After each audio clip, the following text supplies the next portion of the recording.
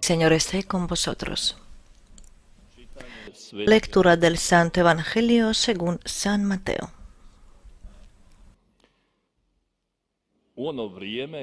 En aquel tiempo Jesús habló a la gente y a los discípulos, diciendo: En la cátedra de Moisés se han sentado los escribas y los fariseos. Haced y cumplid todo lo que os digan, pero no hagáis lo que ellos hacen, porque ellos dicen, pero no hacen.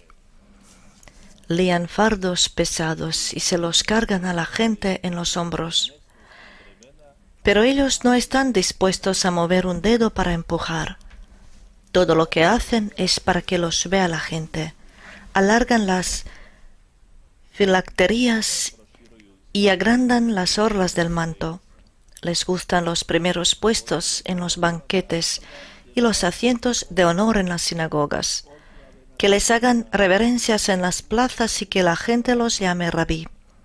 Vosotros, en cambio, no os dejéis llamar rabí, porque uno solo es vuestro maestro, y todos vosotros sois hermanos. Y no llaméis Padre vuestro a nadie en la tierra, porque uno solo es vuestro Padre, el del cielo. No os dejéis llamar maestros, porque uno solo es vuestro Maestro, el Mesías. El primero entre vosotros será vuestro servidor. El que se enaltece será humillado, y el que se humilla será enaltecido. Palabra del Señor. Slava tebi, Kriste.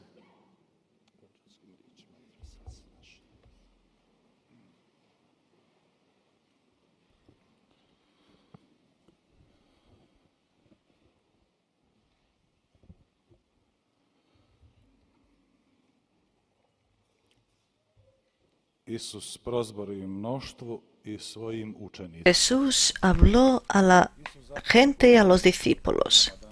En realidad Jesús habla a nosotros hoy. Cuando habla y cuando escuchamos la palabra de Dios, se trata de nosotros. Se trata de nuestra vida. La palabra de Dios no es hecha de piedra, no está pronunciada hace 2000 años, sino es una palabra viva y eficaz.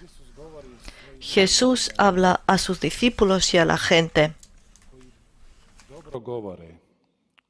sobre aquellos que hablan bien, que dirigen bien al pueblo, que enseñan la ley, que siguen el servicio del gran profeta Moisés, que había sacado su pueblo de la esclavitud de Egipto. Pero el problema es que ellos no están detrás de sus palabras. Y eso es una enfermedad, es esquizofrenia espiritual, es antitestimonio de aquello que decimos. Eso puede también pasar a ti, como cristiano y a mí como sacerdote. Todos podemos estar enfermos de la hipocresía, ser los antitestigos de la verdad más grande y más sublime. A mí también me puede pasar que diga uno, haga otro y por dentro que esté dividido, pero tarde o temprano eso se ve, se nota en mí y en mi vida. Y precisamente de ese peligro habla Jesús. Advierte a sus discípulos y a la muchedumbre, a la gente, les advierte de esta enfermedad. En esta Cuaresma especialmente somos llamados de no entrar en las vidas de otros y no determinar a los demás de cómo van a ser, cómo se van a comportar, y no enseñarles primero con el ejemplo, con nuestra propia vida, con nuestro testimonio. Lo más bonito, lo más normal, lo más sano es cuando el hombre está detrás de sus palabras, y entonces esa palabra tiene su fuerza, y eso lo vemos en Jesús. Jesús estaba detrás de lo que decía.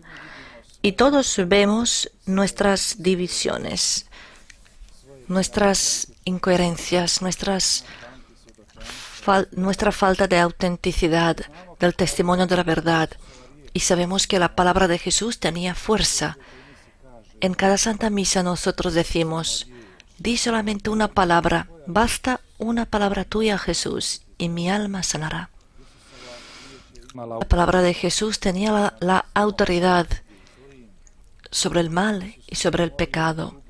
Jesús no oraba unas oraciones largas, no rezaba los rosarios para liberar al hombre del espíritu maligno. Bastaba solamente una palabra suya, vete, sé libre, y el hombre se sentía libre. Bastaba palabra de Jesús, levántate, para resucitar al hombre muerto y darle el aliento de la vida nueva. Bastaba una palabra para tranquilizar la tempestad en el mar, pero también más aún para dar y recuperar la paz a los corazones asustados de sus discípulos cuando estaban perjudicados en el mar. Nosotros también aclamamos a Jesús. Jesús, di solamente una palabra para que yo sane. Pero también oremos en esta Santa Misa, Señor, entra, escudriñame, como dice el Salmo. Tenta mis pensamientos y examina mi corazón.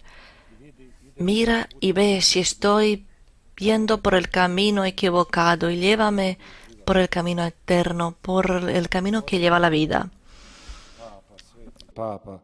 Santo Papa Pablo VI decía en su carta apostólica, el hombre contemporáneo prefiere escuchar a los testigos que a los maestros. Si escucha a los maestros, entonces los escucha porque son testigos. Todos nosotros sentimos cuando alguien habla en vacío, cuando no hay una vida detrás de esas palabras, cuando nuestras palabras se convierten solamente en unas frases en las que no hay fuerza y no hay vida. Eso lo saben bien los padres, lo saben maestros, lo sabemos nosotros sacerdotes, todos lo experimentamos. Y son los ejemplos de la vida que atraen. Las palabras no atraen tanto, las palabras se olvidan. Como solía decir Madre Elvira, la fundadora de la comunidad Cenáculo, a los padres de los adictos les decía, vuestros hijos no están escuchando lo que decís, están mirando lo que hacéis. Eso es lo que permanece escrito, es lo que educa el corazón humano. Hay una anécdota. Se dice que una madre trajo a su pequeño hijo a Gandhi porque el chico era adicto a los pasteles, a los dulces. Entonces llevó a su hijo para que Gandhi le dijera que dejara con eso. Cuando vino ante él, él le dijo, ven en 15 días. La mujer volvió a casa. Estaba pensando un poco por qué Gandhi la había vuelto a casa, mandado a casa. Cuando pasaron 15 días, ella volvió otra vez a Gandhi. Gandhi lo miró al chico y le dijo, deja de comer los dulces. Y era tan fuerte eso, tan profundo, que influyó al niño. Y la madre le preguntó a Gandhi, ¿por qué tenía yo que volver a casa y esperar 15 días? Lo pudiste haber dicho enseguida cuando vine por primera vez. Y le dijo, es porque yo también en ese tiempo comía los dulces y era adicto a los pasteles. Solo cuando nosotros somos libres, solo cuando nosotros estamos detrás de lo que decimos, eso va a afectar en los demás. El ejemplo de la vida. O dos hombres hablan y uno dice al otro, cuando yo era adolescente, mi padre me decía, no puedes ir a la casa de apuestas, porque en casa de apuestas podrías ver algo que no debes ver. Y claro, lo que está prohibido siempre es atractivo. Y así esa casa de juegos me atraía. Así que yo entré allí y el amigo le pregunta, ¿y qué has visto dentro? Él dice, pues dentro vi a mi padre. Hermanos y hermanas, eso pasa a cada uno, desgraciadamente. Y eso es lo que es la enfermedad de cada uno de nosotros. Es decir, cada uno puede estar enfermo de esta enfermedad. Por eso es necesario, para decir así, disminuir esa diferencia, ese abismo que hay entre nuestra oración y nuestra vida.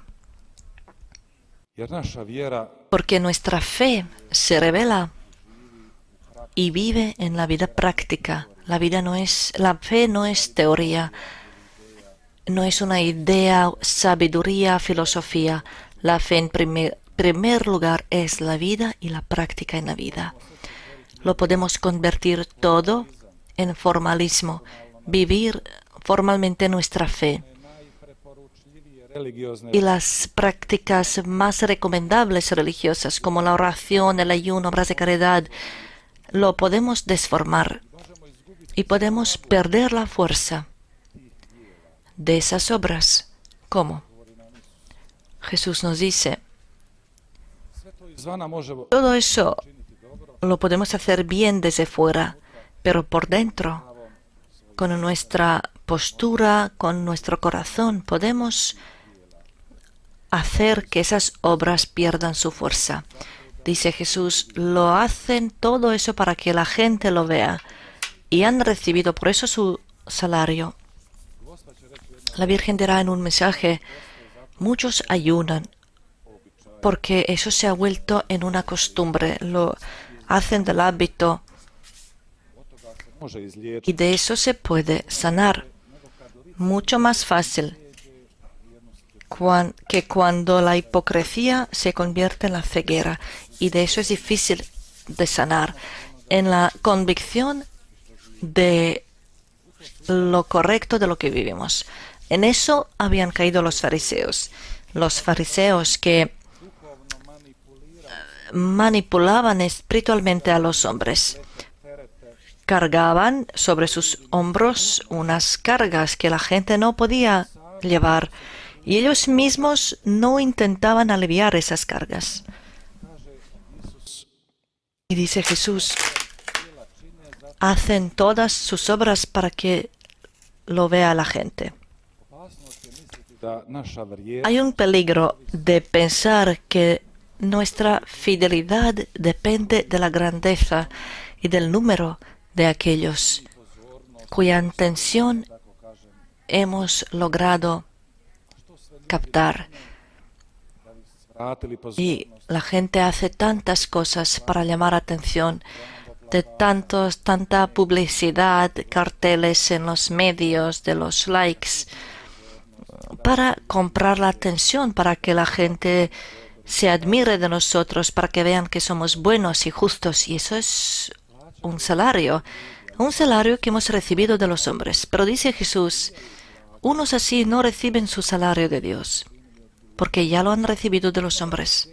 Es mucho más valioso el salario de Dios, porque Él ve lo que hay en nuestro corazón. Él es el único que ve, y ante Él no debemos de escondernos. Y no solamente que no debemos, sino podemos escondernos. Jesús podía ayudar a los fariseos, pero solamente si ellos mismos le buscaban y si permitían que le entrara en su corazón. Cuando Jesús es duro con unos así, es solamente para romper esa muralla de la ceguera que los hizo ciegos y enfermos, y ellos no lo veían, no se daban cuenta. Por eso Jesús dice, no llaméis a nadie Padre, ni Rabí, ni Maestro, porque solamente uno vuestro Padre, uno vuestro Maestro. Y si a los padres, a los sacerdotes llamamos padres, nosotros sacerdotes somos padres solamente si participamos y si hacemos a Dios presente con nuestra vida, con nuestro testimonio, porque predicamos en su nombre, y en su nombre, con su fuerza, damos la absolución, porque es el poder y autoridad que Él dio a su iglesia, a su esposa, a la que Él permanece fiel, incluso cuando esa esposa, mirando humanamente, no siempre es fiel. Él ha derramado por ella su sangre. Él ha muerto por nosotros. Él nos ama, incluso cuando nosotros nos alejamos de Él, esperando acercarnos a Él. Dios quiere que le vayamos en la libertad del corazón y solamente así puede actuar, estar vivo, hacer sus obras en nuestra vida. Por eso nosotros también oremos al Señor para que nos conceda en primer lugar la humildad del corazón, para que en nuestra vida haya menos diferencia entre la fe que confesamos y la fe que vivimos cuando volvamos a nuestra vida cotidiana, pues allí se nota, allí se ve cuántos somos de Jesús y cuántos fieles somos en nuestra familia, en nuestro puesto del trabajo, en nuestras relaciones, allí donde vivimos y nos movemos. Que interceda por nosotros nuestra Madre del Cielo, nuestra Reina de la Paz, que permanece fiel, que nos confirma su presencia tantas veces. Dice: yo estoy con vosotros, queridos hijos, ayudadme a ayudarlos. Queridos hijos, os invito que volváis a Dios y a la oración para que podáis vivir las obras de Dios en vuestra vida también. Amén.